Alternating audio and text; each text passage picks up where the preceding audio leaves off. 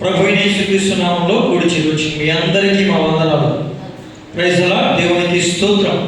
ఈ సమయంలో ఈనాటి వాక్య ధ్యానంలోకి వెళ్ళిపోదాం. ఈనాటి వాక్య ధ్యానం కొరకై నిర్గమకాండము 25వ అధ్యాయము, నిర్గమకాండం 25వ అధ్యాయం 10వ వాక్యాన్ని చదువుకుందాం.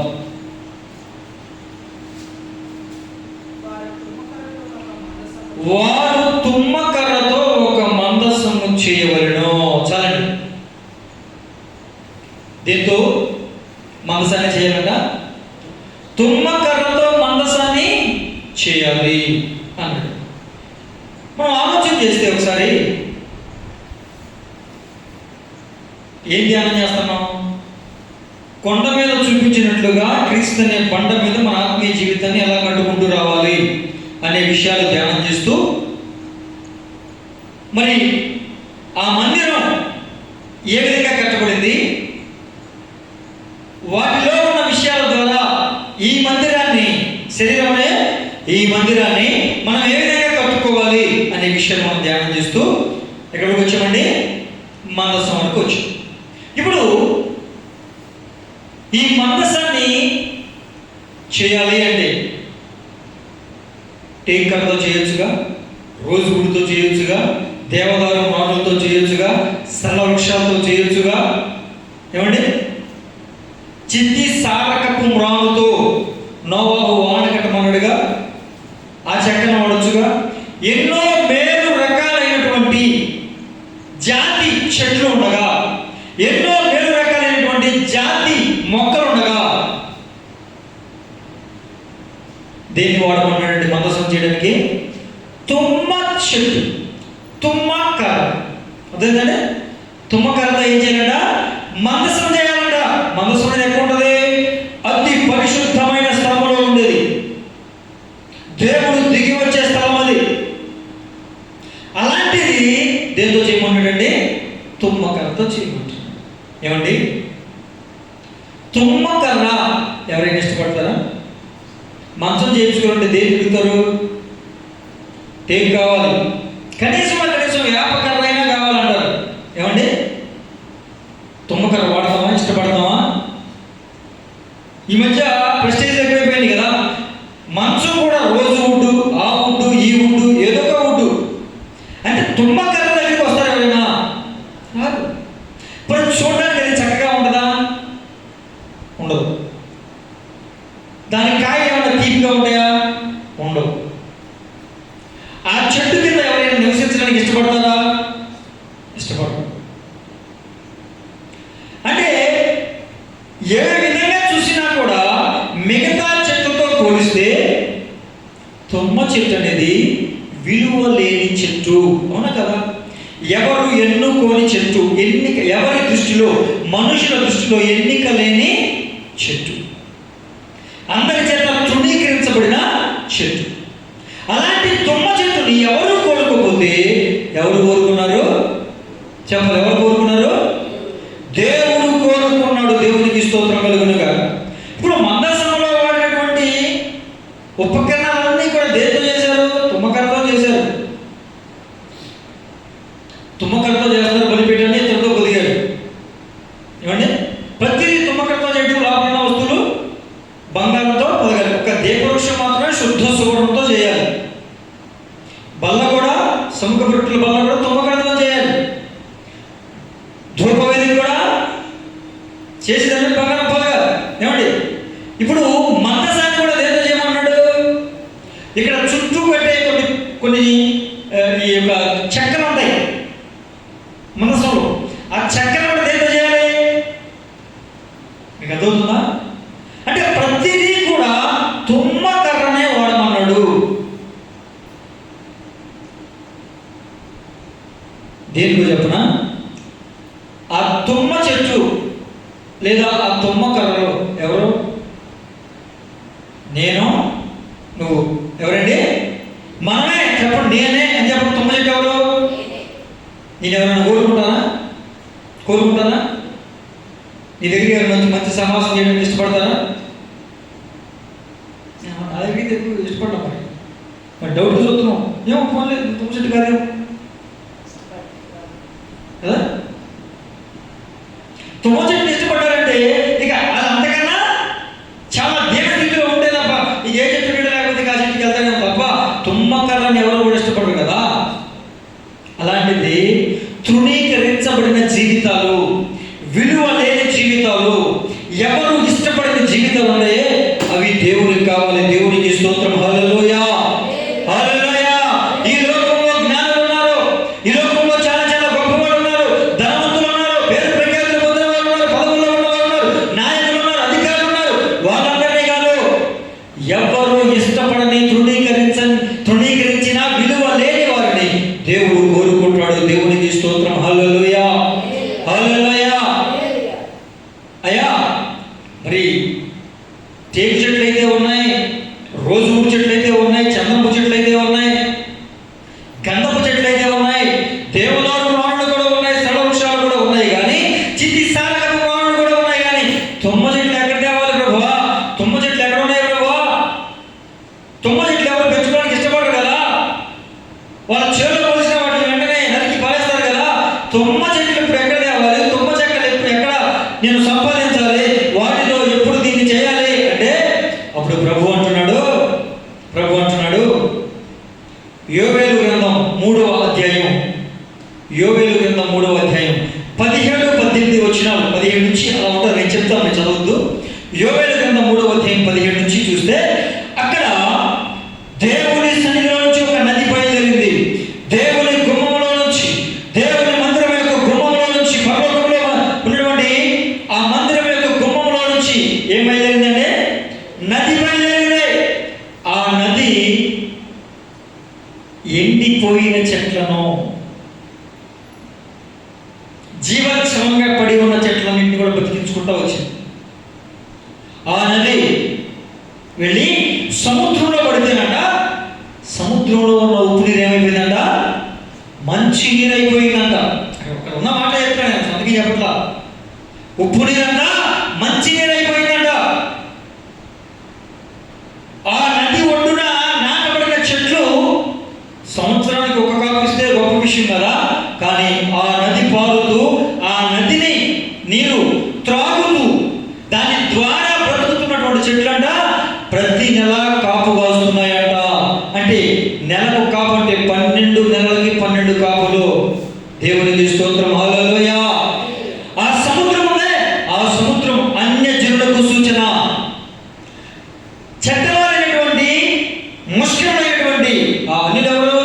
మనమే. అన్యులు ఇశ్రాయేల్ ప్రజలు మనమే ఉన్నా, యూదులమే ఇంటి మనమే ఉన్నా, ఇశ్రాయేల్ జనాంగం ఇంటి మనం కాదు.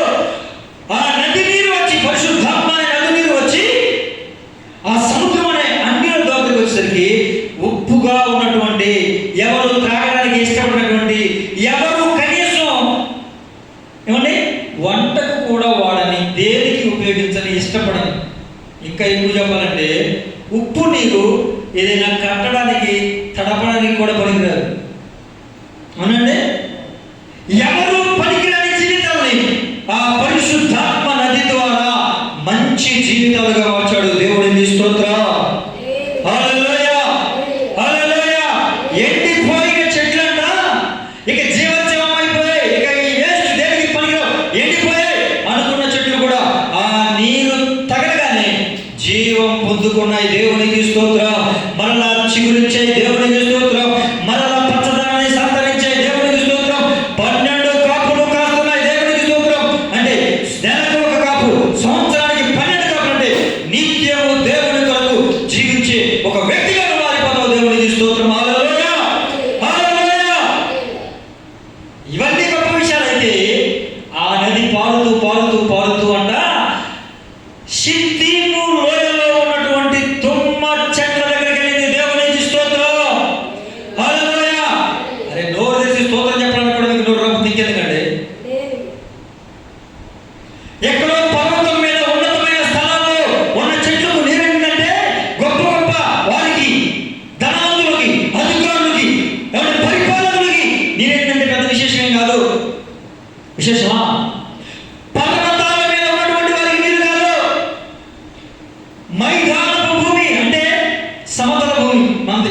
మైదానం భూమి.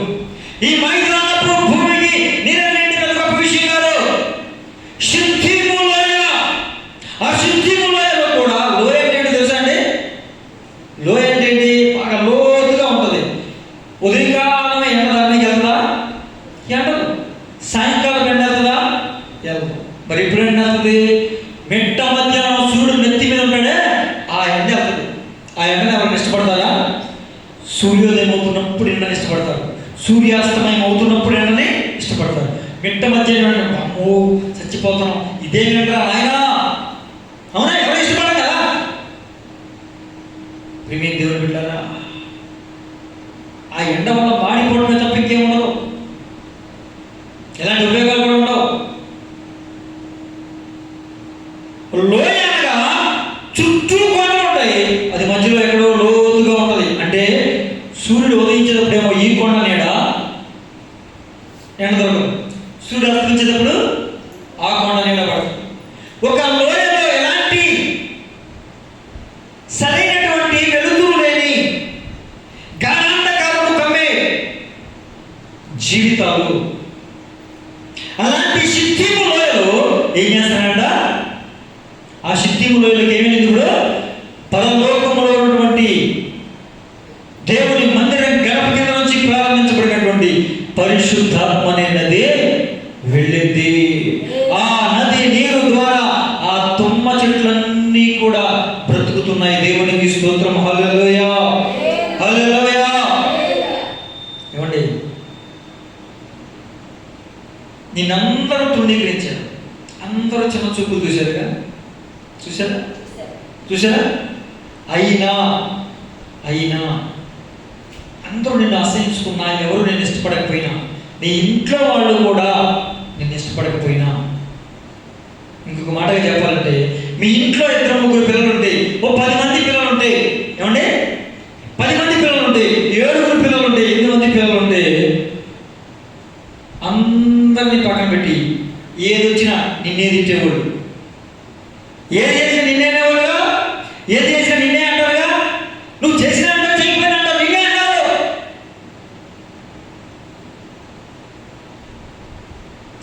ఆ విధంగా ఇటు ఇంట్లో వాళ్ళు, రక్త సంబంధులు, స్నేహితులు, ఇరుగు పొరుగు వాళ్ళు, ప్రతి వాళ్ళు నిన్నే తృణీకరించారు, నిన్నే నాన్న మాట్లాడినారు.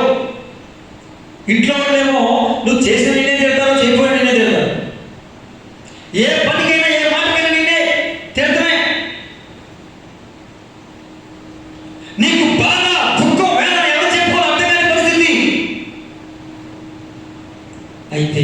అయితే అందరి చేత తృణీకరించబడిన విలువ లేని నీ ఇంట్లో వారే నిన్ను అనవసరంగా అంటున్నా కూడా, ఏమండి 7 ఉంటే 7 ఎలా చూడలేదు?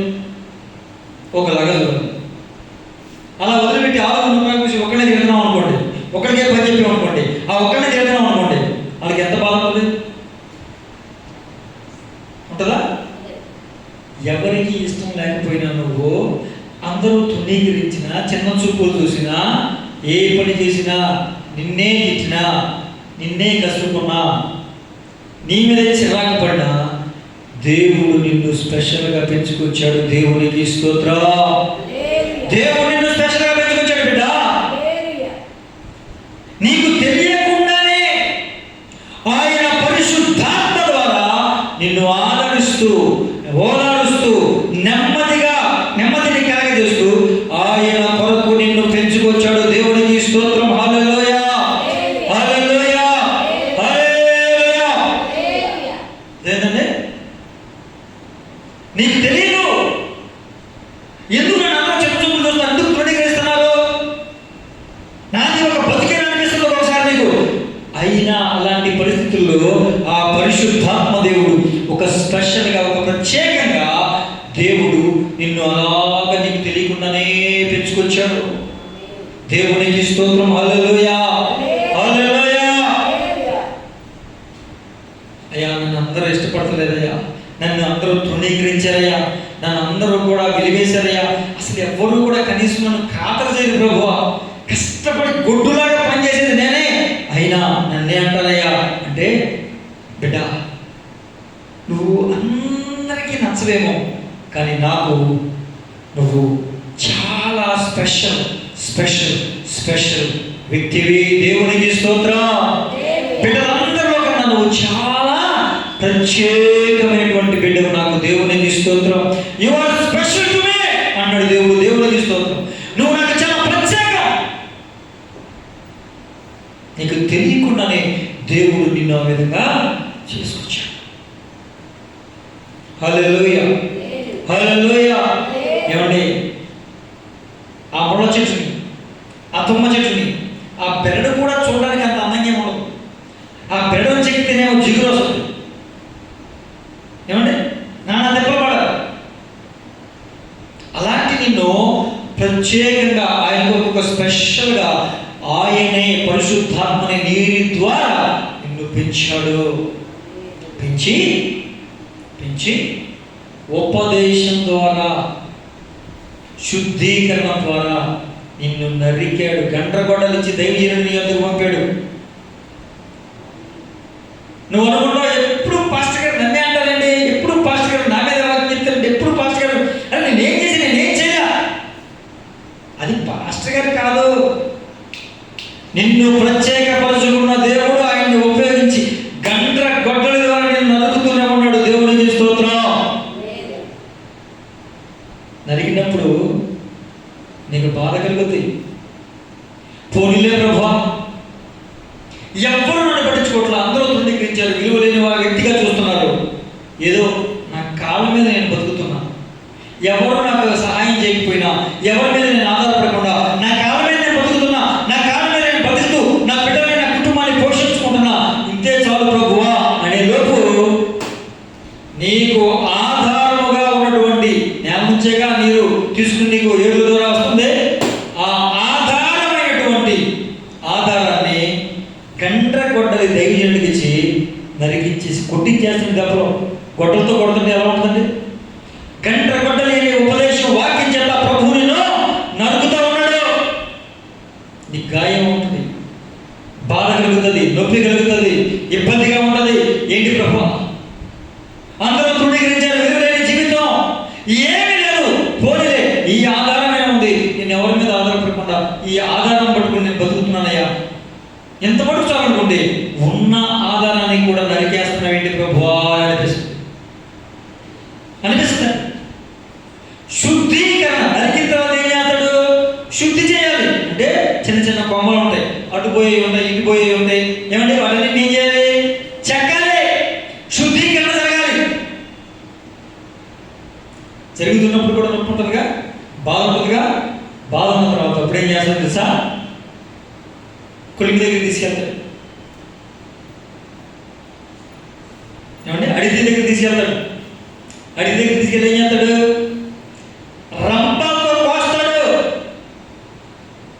ముక్కలు ముక్కలుగా కోస్తాడు. బాధ వస్తుందా లేదా? కోస్తున్నప్పుడు వస్తుంది. ముక్కలు ముక్కలుగా కోసి కొన్ని లావు ముక్కలు చేస్తాడు, చిన్న ముక్కలు చేస్తాడు, సన్న ముక్కలు చేస్తాడు. మళ్ళీ సరిగ్గా లేకపోతే మళ్ళీ దాన్ని రుద్దుతాడు. తిన్నగా వచ్చే వరకు చెక్కేస్తా ఉంటాడు. ఎక్కడ బాధ ఉంటుంది, బాధ ఉంటుంది. ఆ ముక్కలన్నీ తీసుకొచ్చి ఇప్పుడు ఏం చేస్తాడు తెలుసా? ఒక దగ్గర పెడతాడు. ఫోన్లో బాబు ఇన్ని కష్టాలు అయిపోయినాయి, తీరిపోయినాయి, ఆధారం ఉందంటే ఆధారం తీసేసాడు. ఆధారం పోయిందిరా బాబు అనుకుంటే చక్రం మొదలెట్టాడు. గరడ చెక్కారు, అటు ఇటు వచ్చి చిన్న చిన్న కొమ్మలు మొత్తం అంతా చెక్కేశారు. చెక్కారా బాబు బతికేమన్నాడు లోపు అడిగి దగ్గర పడికెళ్ళి రంపాలతో కోసేశారు. సరే కోసారు. శ్రమలు ఇంటి శ్రమ వెంబడి శ్రమ అవుతుంది. పోలే తట్టుకున్నాను అనుకుని నిదానం ఇక్కడ తీసుకొచ్చి ఇక్కడ పెట్టాడు. పోన్లే ఎలాగన్నా బతుకుదాం అనుకునేలోపు మళ్ళీ చెక్క తెస్తున్నాడు. మళ్ళీ ఏం చేస్తాడు అనుకునేలోపు మేకులతో సుత్తి పెట్టి కొడుతున్నాడు. హాయిగా ఉంటుంది కదండి, మేకులతో సుత్తి పెట్టి కొడితే హాయిగా ఉంటుందండి. ఎందుకు? ఒక పెట్టెగా నిన్ను తయారు చేయడానికి మేకులు కొట్టలవుదా? చెక్కలు పెట్టాలంటే మేకులు తయారవుదండి. సుత్తి పెట్టి కొట్టలవుదా? కొడతాడు. కొట్టి దాన్ని ఏం చేశాడు తెలుసా? ఒక పెట్టిగా తయారు చేశాడు. మీ అందరికి తెలుసా చెక్క పెట్టెలు ఉంటాయి తెలుసా? ఇప్పుడు ఈ మందసాన్ని కూడా ఒక పెట్టిలాగా చేశాడు. హల్లెలూయా. వారు తుమ్మకర్రతో ఒక మందసాన్ని చేయాలి అని చెప్పాడా. దాని పొడవు 2.5 మూరలు. ఎంత మూర అంటే ఎంత? ఇదేగా, ఇక్కడ నుంచి ఇక్కడికేగా మూర. 2.5 మూరలు పొడవు ఉండాలి. 3.5 ఇది దీని గురించి చెప్తారు. 2.5 మూరలు పొడవు ఉండాలి. 3.5 వెడల్పు ఉండాలి. 3.5 ఎత్తు ఉండాలి. ఈ విధంగా ఒక పెట్టి తయారు చేయాలి. దాని పేరు మందసం అని పెట్టాలి. ఇప్పుడు మీకు అర్థమైందా? వారు నా కొరకు తుమ్మకర్రతో మందసాన్ని చేయమన్నాడా. ఇప్పుడు తుమ్మకర్రతో మందసం చేయాలంటే ఈ ప్రాసెస్ అంతా జరగాలి. ఆ తుమ్మకర్ర ఎవరు చెప్పాలి. అది నోటితో గట్టిగా ఒప్పుకోవాలి. నేను కూడా ఆ తుమ్మకర్ర ఎవరు అనుకో, నీకు నీరసం అవుతుంది, నాకు నీరసం అవుతుంది, పిల్లలకి నిద్రపోతాం. అవునా? హుషారుగా ఉండాలి, ఉత్సాహం ఉండాలి. ఎప్పుడు దేవునికి స్తుతించాలా, ఏకీభవించాలి, ఆమె చెప్పాలి అని సిద్ధంగా ఉండాలి, వింటూ ఉండాలి. అదే టైంలో ఉత్సాహంగా ఉండాలి. దేవునికి స్తోత్రం. హల్లెలూయా. గట్టిగా చెప్పండి, దేవునికి స్తోత్రం. మనం నోరు తీసి స్తుతిస్తానంటే అసలు ఎక్కలేని శక్తి వచ్చేస్తుంది. నీరసం వచ్చి నీరసంగా పోకండి. ఇప్పుడు అర్థమైందా? మందసంగా చెయ్యబడ్డావు. ఎవరు? నువ్వే. ఇప్పుడు మందసం ఎవరికి కావాలి? దేవుడికి కావాలి. ఆయన మోషే గారికి కాదు, ఇశ్రాయేలు ప్రజలకు కాదు, దేవుడికి కావాలి మందసం. దేవుడికి స్తోత్రం కలుగును గాక. హల్లెలూయా, హల్లెలూయా.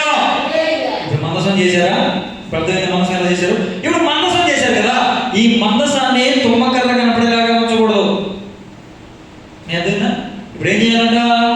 బయట, లోపల, పైన అంతా ఎటు చూసినా, తడిమి చూసినా బంగారమే కనిపించాలి. తడిమితే బంగారమే తగలదు తప్ప తుమ్మకర్ర కనపడకూడదు, తగలకూడదు. హల్లెలూయా, హల్లెలూయా. ఈ బంగారం దేనికి సాదృశ్యం? యేసయ్యకి. బంగారం పరిశుద్ధతకి సాదృశ్యం. పరిశుద్ధత యేసయ్య. పరిశుద్ధుడు ఎవరు? యేసయ్య గారు. యేసయ్యకి సాదృశ్యం. తుమ్మకర్ర ఎవరని చెప్పాము? తుమ్మకర్రలో చెప్పాడు. మందసం ఎవరు? పెట్టెవరు? ఇప్పుడు పెట్టే మందసంగా పిలవకూడదు. నీకు అర్థమైందా? పెట్టే ఇంకా మందసం వల్ల ఎప్పుడు అవుతుంది? బంగారం చేత అది అంతా కూడా లోపల బయట అంతా కూడా పూత పూయబడితే బంగారపు రేపు చేత దాన్ని మొత్తాన్ని కవర్ చేస్తే అప్పుడు మందసం అని పిలుస్తాం. దేవునికి స్తోత్రం. అంటే మన లోపల, మన బయట బాహ్యంగా దేవుడు చూడండి, హృదయాంతరంగా చూస్తాడండి. నీ మొహం చూస్తాడు. వాక్యలు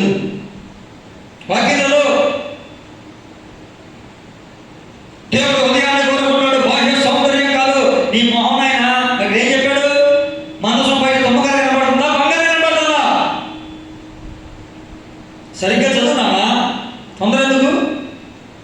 నీకు అనుకూలంగా ఎందుకు మార్చకూడదులాగా? బయట లోపల ఎక్కడ చూసినా, తడిపి చూసినా బంగారం తప్ప మరొక తుమ్మకర్ర చిన్నది కూడా కనిపించడానికి వీలు లేకుండా బంగారం రేపుతో దాన్ని పొదగాలి. దేవునికి స్తోత్రం. హల్లెలూయా. తుమ్మకర్రతో చేయబడిన మందసం మనమే. ఇది పెట్టే. ఇప్పుడు ఎప్పుడు మందసంగా తయారవుద్దంటే బంగారం అనగా పరిశుద్ధత, పరిశుద్ధత అనగా ప్రభు యొక్క స్వభావం. అంటే మన స్వభావం ఏది కూడా బయటికి కనబడకూడదు. అంతరంగంలోనైనా, శారీరకంగానైనా, బాహ్యంగానైనా, అంతరంగానైనా మన స్వభావం కనిపించకుండా దేవుని స్వభావం చేత మనం కప్పబడాలి.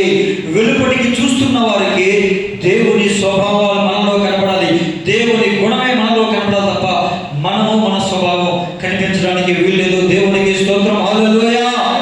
అప్పుడు మాత్రమే మనం మందసంగా పిలువబడతాం. లేకపోతే నువ్వు ఇంకా తుమ్మకర్రతో చేయబడిన చెక్క పెట్టికి మందసానికి తేడా ఉంది కదా. పిలిచే పిలుపులోనే తేడా ఉంటే మరి ఇంకెలాగండి? దేవునికి స్తోత్రం. హల్లెలూయా. ఇప్పుడు బంగారం చేత పొదగబడినటువంటి ఆ మందసం, బంగారం చేత పొదగబడినటువంటి ఆ మందసం తయారైంది కదా. ఇప్పుడు ఆ మందసాన్ని ఖాళీగా ఉంచాలనుకుంటారా? దాని లోపల 3 వస్తువులు పెట్టాలి. ఏంటంటే చెప్పాలండి?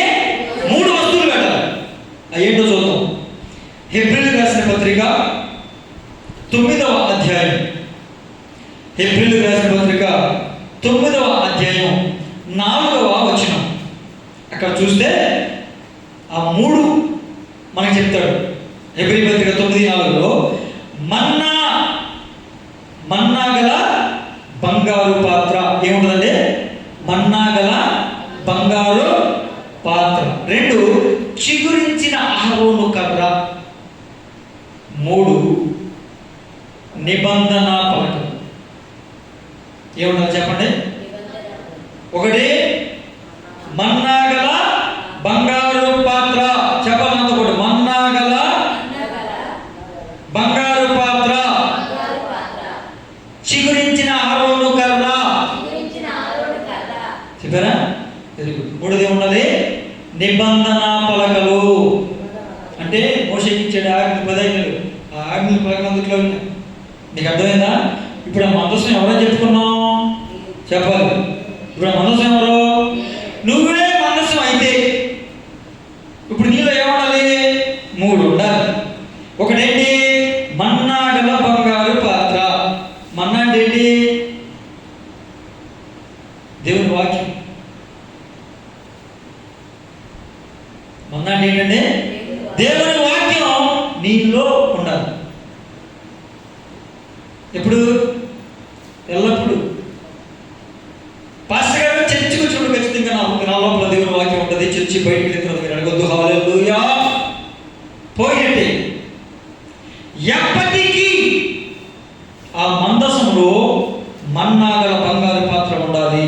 ఎప్పటికీ నీ హృదయములో నీలో వాక్యం ఉండాలి. దేవునికి స్తోత్రం. హల్లెలూయా, హల్లెలూయా. ఏముండాలండి? నీలో వాక్యం ఉండాలి. వాక్యం ఉండాలి. నీలో వాక్యం ఉంటే నువ్వు వెలిగించబడతావు. నీలో వాక్యం ఉంటే సరైన మార్గంలో నడిపించబడతావు. నీ వాక్యము నా పాదములకు నా త్రోవకు. అర్థమైందా? తెలుసుకుని ఆ వాక్యం మనలో ఉండాలి. దేవునికి స్తోత్రం కలుగును గాక. 2ది ఏమన్నారండి? చిగురించిన అహరోను కర్ర. అహరోను కర్ర చిగురించింది. కర్ర ఎప్పుడవుతుంది? ఒక చేతి నుంచి నరికేస్తే అది కర్ర అవుతుంది. మరి అహరోను కర్ర అంటే దాదాపుగా కొన్ని సంవత్సరాల చేతితో పట్టుకు తిరిగాడు. అంటే ఎండిపోయిన కర్రగా, దాంట్లో మొత్తం జీవం అంతా పోయిందిగా. అయినా ఎండిపోయిన కర్ర మరలా తిరిగి చిగురించింది. అవునండి? అంటే మనం కూడా ఆత్మీయ జీవితంలో చల్లారిపోవడం కదా, చచ్చిపోయాం. చల్లారిపోవడం అనేది చాలా చిన్న విషయం. ఆత్మీయ జీవితంలో ఏమయ్యాం? చల్లారిపోవడం కాదు, చచ్చిపోయాం. భక్తి ఉందా? ప్రార్థన ఉందా? వాక్యం ఉందా? స్తుతి ఉందా? సహవాసం ఉందా? ఎవరితో? దేవుడితో. చాలా బలపడి తెల్లవారు నాతో సహవాసం చేయండి. మా ఇంటికి ఎలా వస్తారు? వాళ్ళు కాదా? దేవుడితో. దేవుని స్తోత్రం. ఎవరితో పడితే అవుతా కదా సహవాసం. పరిశుద్ధులతో సహవాసం ఉండాలి. వాళ్ళతో టచ్పినట్లో ఉండాలి. సమాధానం ఉండాలి. పరిశుద్ధులతో సహవాసం ఉండాలి. దేవుడితో సహవాసం ఉండాలి. దైవజనులతో సహవాసం ఉండాలి. వీటన్నిటిలో ఎప్పుడు చచ్చిపోయాం. బతుకున్నారా మీరు? బతుకుంటే బాగున్నారండి. నేనైతే అమ్మ చచ్చిపోయా. ఎప్పుడు దేవుని స్తోత్రం. దేవుని మహాకృపలో చిగురించింది నా కర్ర. హల్లెలూయా. ప్రతి ఒక్కరి కర్రలో చిగురించాలి. ఆత్మీయ జీవితంలో చల్లారిపోవడం కాదు, ఆత్మీయ జీవితంలో చచ్చిపోయిన ప్రతి ఒక్కరి కర్రలు, జీవితాలు చిగురించబడాలి. ఆ చిగురించినటువంటి ఆ మొలక, చిగురించినటువంటి ఆ చిగురించినటువంటి ఆ పచ్చదనం ఎప్పటికీ అది పచ్చదనంగానే మనలో ఉండాలి. మరలా తిరిగి చచ్చిపోవడానికి వీల్లేదు, మరలా తిరిగి ఎండిపోవడానికి వీల్లేదు. దేవునికి స్తోత్రం. హల్లెలూయా, హల్లెలూయా. దేవునికి స్తోత్రం. 3 దేవుని చెప్పుకున్నామంటే ఆజ్ఞల పలక. నిబంధన పలకలు అంటే 10 ఆజ్ఞల పలక. ఆజ్ఞలు మనం ఏం చేస్తాయి? సరి చేస్తాయి. మన హృదయంలో ఎప్పుడు కూడా ఆజ్ఞలు, దేవుని ఆజ్ఞలు ఉండాలి. దావీదు అన్నాడు, అయ్యా నీ ఆజ్ఞలో ఆనందించే ప్రభు నాకు దయచే ప్రభు అన్నాడు. వాగ్దానంలో కాదు, ఆశీర్వాదంలో కాదు. దావీదు అడిగింది దేంట్లో? నీ ఆజ్ఞలో, నీ ఆజ్ఞలో ఆనందించే ప్రభు నాకు దయచే. దయచేయి ప్రభువా అని దేవుడు అన్నాడు ఒక సందర్భంలో. రే దావీదా, ఈ విధంగా చేసే కపడతారు, నిన్ను ఏమైనా చేసేస్తాను అంటే, అబ్బా ప్రభువా, ఇది అసలు ఆజ్ఞ అంటే ఇది ప్రభువా, ఇలాంటి ఆజ్ఞలు ఇవ్వాలి, ఎంత సంతోషంగా ఉందో ప్రభా, నేను తప్పిపోకూడదు